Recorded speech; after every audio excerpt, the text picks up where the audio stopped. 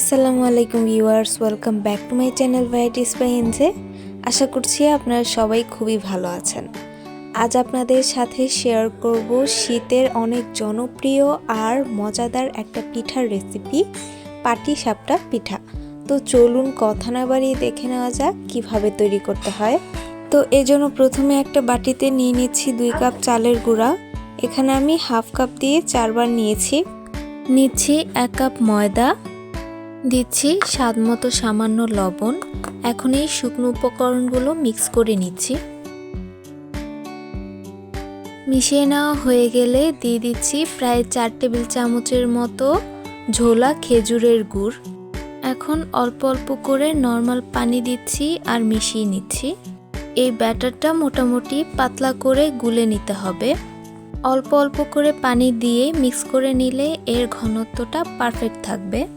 তো এই তো ব্যাটারটা রেডি হয়ে গেছে, আপনারা দেখতেই পাচ্ছেন। আর এর ঘনত্বটা কীরকম সেটা দেখে হয়তো আপনারা বুঝতে পারছেন। এখন একটা ঢাকনা দিয়ে ঢেকে রেখে দিচ্ছি। একটা হাঁড়িতে আমি 1.5 লিটার পরিমাণ লিকুইড দুধ জাল করে নিয়েছি। দুধটাকে জাল করে আমি 1 লিটার পরিমাণ করে ফেলবো। এই দুধটা দিয়েই আমি পাটিসাপটার ভেতরের পুর অথবা খিসাটা তৈরি করে নিব। চুলায় একটা আলাদা প্যান বসিয়ে দিয়ে দিচ্ছি প্রায় 3 টেবিল চামচের মতো ঘি। ঘি মেল্ট হয়ে যাওয়ার পর দিচ্ছি 6 টেবিল চামচ চালের গুঁড়া। এই পর্যায়ে চুলার হিটটা অবশ্যই লোতে থাকবে। এখন এই চালের গুঁড়াটাকে ভালো করে ভেজে নিচ্ছি। যখন দেখা যাবে চালের গুঁড়া ছাড়া ছাড়া হয়ে এসেছে তখন বুঝে নিতে হবে এটা ভাজা হয়ে গেছে। তো যে দুধটা আমি জাল করে রেখেছি সেই দুধে এই ভেজে নেওয়া চালের গুঁড়াটা দিয়ে দিলাম আর ভালো করে নেড়ে মিশিয়ে নিচ্ছি। মিশিয়ে নেওয়া হয়ে গেলে দিয়ে দিলাম 2টা সাদা এলাচ আর দিচ্ছি প্রায় 1 কাপ কোরা নারকেল। আবারও ভালো করে নেড়ে মিশিয়ে নিচ্ছি।